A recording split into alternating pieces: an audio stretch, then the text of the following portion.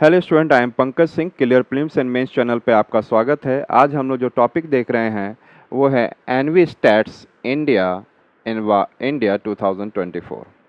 ये N V stats India 2024 देखा जाए तो ये दो शब्दों से बना हुआ है। एक है envi for environment and stats for statistics. Environment and statistics word से बना हुआ है। Why it is in the news, ये न्यूज़ में क्यों है? The Ministry of Statistics and Program Implementation, MOSPI, Ministry of Statistics and Program Implementation, has unveiled the ANVI-STATS India 2024. इसका unveil किया इस चीज़ का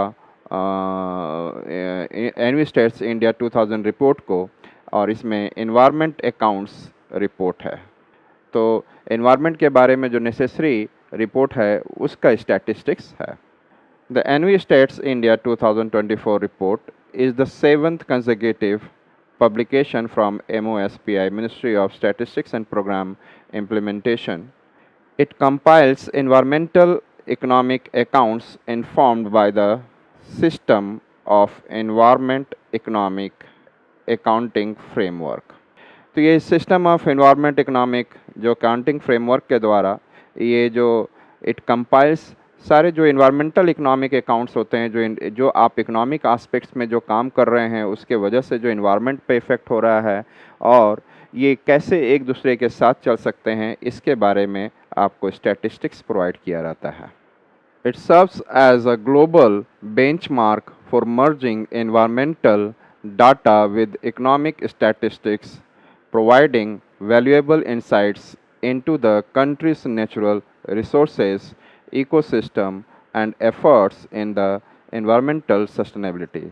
तो ये जो है it serve as a global benchmark for merging environmental data, जो वर्ल्ड लेवल पे जो इन्वायरमेंटल डाटा हो, चाहे वो किसी का भी डाटा हो, चाहे IUCN का रिलेटेड डाटा हो, चाहे किसी भी लेवल पे जो हमारे कन्वेंशन है वर्ल्ड लेवल पर, उन डाटा के साथ इन्वायरमेंट के हमारे इस एनवी स्टेट्स के डाटा को मर्ज किया जा सकता है और इससे एक बहुत अच्छा जानकारी, इंटरनल इंसाइट्स मिलेगी उस कंट्री के नेचुरल रिसोर्सेज के बारे में, उस कंट्री का कैसा इकोसिस्टम है और कैसा एफर्ट्स लेना चाहिए कि जिससे कि इन्वायरमेंट उस कंट्री का सस्टेनेबल रह सके। की highlights of this: protected area sustainable development goal 13 and sustainable development goal 15 को कवर करने की बात कर रहे हैं। Protected areas SDG 13 and SDG 15। A notable 72% increase in the number of protected areas from 2000 to 2023। तो यहाँ पर 2000 से लेकर 2023 तक जो है 72%, 72% इंक्रीज हुआ है प्रोटेक्टेड एरियाज में। नंबर ऑफ प्रोटेक्टेड एरियाज मतलब एरिया का मतलब क्षेत्रफल में नहीं है, लेकिन नंबर की बात है। 72% इंक्रीज, और साथ में देखा जाए 16% rise in the area designated as a protected areas and demonstrating efforts towards biodiversity conservation. और एरिया में देखा जाए तो कितना ये बड़ा है, ये 16% इंक्रीज हुआ है। तो इस तरीके से हमने देखा कि प्रोटेक्टेड एरियाज जो की हाईलाइट्स है एनवी स्टेट्स का, इसमें SDG 13 और SDG 15 की बात करें तो SDG 13 जो है ये क्लाइमेट चेंज को रिलेटेड एक्शंस को बात करता है। SDG 13 जो है क्लाइमेट चेंज की बात करता है, और यहाँ पे SDG 14 जो है that is related to forest, मतलब फॉरेस्ट का कंजर्वेशन करना, डिफॉरेस्टेशन जो हो चुका है, बायोडाइवर्सिटी को बनाए रखना, इसको प्रोटेक्ट करने की बात कर रहा है। इसी कारण से हम लोग जो अभी बात कर रहे हैं कि 72% increase in the number of protected areas from 2000 to 23 तक, जो हमारा 72% जो इंक्रीज़ कर गया है, ये कहीं ना कहीं क्लाइमेट चेंज को, मतलब जितना फॉरेस्ट ज़्यादा रहेगा उतना ही कार्बन डाइऑक्साइड का एब्जॉर्प्शन होगा और ग्रीन हाउस गैस एमिशन कम होगा। और एरिया वाइज भी देखा जाए तो 16% बढ़ गया है।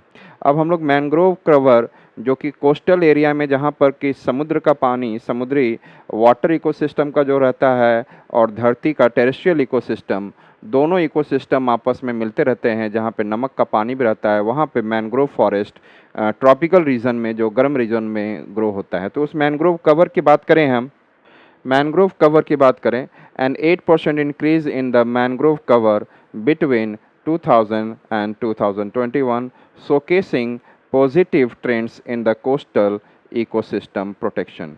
यहाँ पे अगेन दोबारा हम लोग देख रहे हैं कि मैंग्रोव कवर भी लगभग 2013 से 21 तक 8 साल में there is an 8% increase in the mangrove cover. ये कोस्टल एरिया में सॉयल इरोजन और कोस्टल एरिया में जो सुनामी आती है, साइक्लोन आता है, उसके लिए भी ये दीवार की तरह खड़ा रहता है।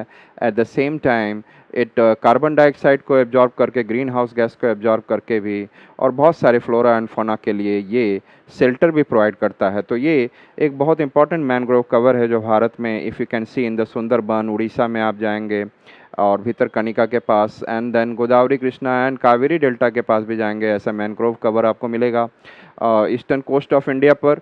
और साथ ही साथ यदि आप अंडमान निकोबार में जाएंगे तो अंडमान निकोबार में भी आपको मैनग्रोव कवर दिखेगा। तो ईस्टर्न कोस्ट अंडमान निकोबार पे मैनग्रोव कवरेज भारत में ज़्यादा है, और वेस्टर्न कोस्ट में भी little bit in the Karnataka, Maharashtra, Goa के कोस्टल रीजन में मैनग्रोव कवर थोड़ा सा है।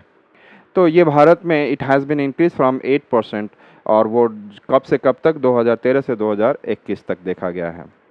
ओशियन अकाउंट्स की बात करें तो it covers the sustainable development गोल 14, और इसमें बात करता है life below water. Life below water का मतलब है सी है, ओशियन है, मैराइन के एनिमल्स हैं, उसके इकोसिस्टम को कंजर्व करने की बात कर रहे हैं।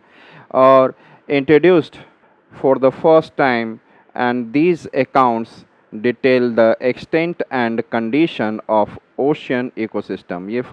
अब ये एनवी स्टेट्स में फर्स्ट टाइम इसको इंक्लूड किया गया है, जो ओशन अकाउंट SDG 14 की बात कर रहा है। एंड साथ में इसमें मेरीन इकोसिस्टम में जितने भी क्या कहा जाता है एनिमल्स हैं, चाहे वहाँ पे फ्लोरा हो, चाहे या फौना हो, या किसी प्रकार के अन्य फिशेस हों जो कि बड़े रेयर केस हैं, एक्सटिंक्ट हो रहे हैं, इन सबको बचाने की बात करने स्टार्ट कर दी है एनवी स्टेट्स इंडिया ने। एनवी स्टेट्स इंडिया 2024 में अभी जो डाटा आया लगभग 7वीं बार आया है। फिर देखेंगे energy use physical assets account SDG 7 affordable and clean energy की बात कर रहा है। जो एनर्जी यूज़ कर रहे हैं हम लोग, जो फिजिकल एसेट्स अकाउंट्स हम लोग तैयार कर रहे हैं, इसमें हम एफोर्डेबल एंड क्लीन एनर्जी मतलब रिन्यूएबल एनर्जी हो और क्लीन एनर्जी हो, जिससे ग्रीन हाउस गैस का एमिशन कम हो। और साथ में SDG 13 की बात भी करें तो क्लाइमेट एक्शन अच्छा हो, क्लाइमेट एक्शन को लेकर क्लाइमेट चेंज की बात करके जो क्लाइमेट चेंज हो रहा है उसके अगेंस्ट रुकावट, मतलब क्लाइमेट चेंज को रिड्यूस किया जा सके और ग्रीन हाउस गैस के एमिशन के रिडक्शन के थ्रू। तो ये जो हमारा जो एनर्जी है, energy and physical assets accounts के अंतर्गत SDG 7 बात करता है कि एफोर्डेबल हो और क्लीन एनर्जी हो साथ में। और इसी कारण therefore in India solar energy, wind energy and दूसरे हाइड्रो एनर्जीज़ के ऊपर और दूसरे रिन्यूएबल एनर्जी के ऊपर ज़्यादा काम हो रहा है, जिससे ग्रीन हाउस गैस का एमिशन कम हो। सो इसके अंदर it includes physical assets account and physical supply and use tables for the energy aligned with the SEEA energy framework, utilizing data from ministries such as coal and petroleum। तो इसके अंदर जो physical assets account है, physical assets account का मतलब जिसको touch किया जा सकता है, उसका फिजिकल सप्लाई है, उसका क्या यूज़ हो रहा है, उसका टेबल फॉर एनर्जी। जैसे भारत में आपको देखोगे तो कोल और पेट्रोलियम जो एक फिजिकल एसेट्स है, उसकी कितनी उसकी अकाउंटिंग करनी है, कितना आया, कितना है, कितना यूज़ हो रहा है, कितना सप्लाई हो रहा है, किस फॉर्म में यूज़ हो रहा है, एनर्जी का कैसे प्रोडक्शन हो रहा है। तो ये जो है इसको लेकर हम लोग इसके अंडर में बात कर रहे हैं, क्योंकि भारत अभी भी हाईली डिपेंडेंट है, लगभग 749 million ton coal every year use कर रहा है। और इसके लिए जो अकाउंटिंग की जो काम करने के लिए है system of environmental economic account, ये system of environmental economic account के द्वारा ये किया जा रहा है। और ये जो फ्रेमवर्क है यूटिलाइजिंग डाटा फ्रॉम, और ये डाटा को कहाँ ले रहा है, ministry such as coal ministry से and ministry of coal and petroleum से ये डाटा लेकर इसके अकाउंट को देख रहा है कि ये कितना SDG 7 को फॉलो कर रहा है, जहाँ पे क्लीन एनर्जी की बात हो सके। साथ में सॉयल न्यूट्रिएंट इंडेक्स की बात की जाए तो SDG 2 बोलता है कि जीरो हंगर हो, means everybody is getting food 3 times a day, optimum requirement of calories per day, everyone, सभी को मिलना चाहिए। Updated soil nutrient index data based on the soil health card 2023-24 reflecting on soil health and agriculture sustainability. और यहाँ पर यदि हमारा soil का न्यूट्रिएंट अच्छा रहेगा, हेल्थ अच्छा रहेगा, तो प्रोडक्शन अच्छा होगा, प्रोडक्शन अच्छा होगा तो फूड सिक्योरिटी रहेगी, सभी लोगों तक भोजन पहुंचेगा, कोई हंगर नहीं होगा, तो जीरो हंगर होगा। इसलिए यहाँ पर ये जो एनवी स्टैट्स है, ये इसके बाद सॉइल न्यूट्रिएंट इंडेक्स को भी तैयार करता है। वो सॉइल इंडेक्स डाटा निकालता है। सॉइल हेल्थ कार्ड जो भारत में इशू किया जाता है, सॉइल हेल्थ कार्ड 2023-24 से, उससे उससे वो डाटा निकाल कर और उस सॉइल हेल्थ एंड उसके एग्रीकल्चर और उस रीजन में एग्रीकल्चर कितना सस्टेनेबल है उसको वो देखता है। Biodiversity and species richness, SDG 15 life on the land. Life on the land मतलब कि biodiversity, forest life, life, flora में फौना लाइफ कैसा है, स्पेशली बायोडाइवर्सिटी को लेके SDG 15 बात करता है। और यहाँ पर हम लिखें जो envi stats provides data on both faunal and floral diversity including endangered species like leopards and snow leopards and highlighting the necessity of biodiversity conservation। तो ये जो एनवी स्टेट्स इंडिया 2024 जो रिपोर्ट आया है और उससे पहले भी ये जो है SDG 15 का भी ध्यान रखता है कि लाइफ ऑन द लैंड कैसा है, बायोडाइवर्सिटी कैसा है, फ्लोरा कैसा है, फौना कहाँ कैसा कैसा, फॉरेस्ट हो रहा है, डिफॉरेस्टेशन हो रहा है। और स्पेशली ये भी बात करता है कि जो आज के डेट में लेपर्ड्स जो और स्नो लेपर्ड्स जो इंडेंजर्ड में जा रहे हैं उनके बारे में भी। Policy recommendation, the envi stats India 2024 report proposes several policy directions based on its finding। तो एनवी स्टेट्स इंडिया 2024 जो ये रिपोर्ट है वो प्रपोज करता है बहुत सारे पॉलिसीज़ के लिए किस डायरेक्शन में होना चाहिए on the basis of finding. जो उसने फाइंडिंग की, अपनी रिपोर्ट तैयारी करी, उसके बेसिस पर क्या पॉलिसी होना चाहिए, ये पॉलिसी के लिए रिकमेंड करता है। Biodiversity protection, emphasize community-led conservation initiative and enhance the protection of critical ecosystem।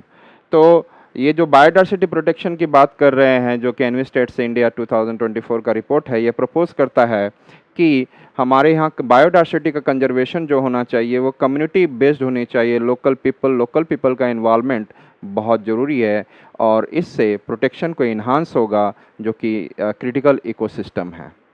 Ocean ecosystem management, यहाँ पे देखा जाए तो utilise ocean accounts to ensure sustainable management of marine resources and to address pollution control. तो यहाँ पर जो ocean accounts जो हमें मिल रहा है एनवी स्टेट्स स्टैटिस्टिक्स के द्वारा, वहाँ पे जो हमें अकाउंट मिल रहा है, ये अब बता रहा है कि मेरीन के जो फ्लोरा रिसोर्स हैं या फौना रिसोर्स हैं या मिनरल रिसोर्स हैं, जो भी वहाँ पे बायोडाइवर्सिटी रिसोर्स है या मिनरल रिसोर्स है, उसका कैसे सस्टेनेबल मैनेजमेंट करना है और कैसे मरीन रीजन का, समुद्री रीजन का कैसे पॉल्यूशन भी कंट्रोल करना है। क्योंकि हर एक चीज़ का मैनेजमेंट बहुत ज़रूरी है और सस्टेनेबल मैनेजमेंट ज़रूरी है कि आज के लिए भी रह सके और फ्यूचर के लिए भी रह सके, ये बहुत ज़रूरी है। तो इस कारण से एनवी स्टेट्स इंडिया बहुत लेवल पे बहुत सारे काम कर रहा है और ये मेंस के क्वेश्चन के लिए भी बहुत इम्पॉर्टेंट हो सकता है। Soil management practices, it encourages sustainable farming methods and improved soil management, leveraging soil health cards to boost productivity। और एनवी स्टेट्स इंडिया ये भी इनक्रेज करता है कि फार्मिंग मेथड जो है सस्टेनेबल हो और ऐसा मेथड जिससे कि सॉइल का हेल्थ बढ़े, सॉइल मैनेज अच्छा हो, मिट्टी अच्छी मैनेज हो, उसकी क्वालिटी बनी रहे, उसमें न्यूट्रिएंट बना रहे।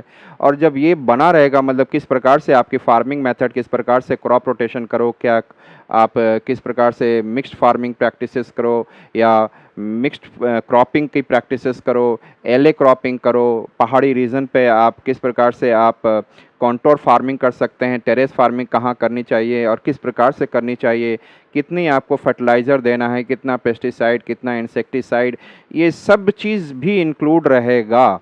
मतलब है कि और साथ में इरिगेशन जो हो, कैसा इरिगेशन का मेथड हो, ये सब इन्वॉल्व रहेगा जिससे कि सॉइल को हेल्थ का इम्प्रूव किया जा सके। और सॉइल का हेल्थ इम्प्रूव होगा तो लेवरेजिंग सॉइल हेल्थ कार्ड्स और आपका जो प्रॉफिटेबल आपका हेल्थ कार्ड जो रहेगा आपके बूस्ट करेगा, प्रोडक्टिविटी को लेवरेज करेगा। मतलब लेवरेज करने का मतलब है कि आपको प्रॉफिट में लेकर जाएगा।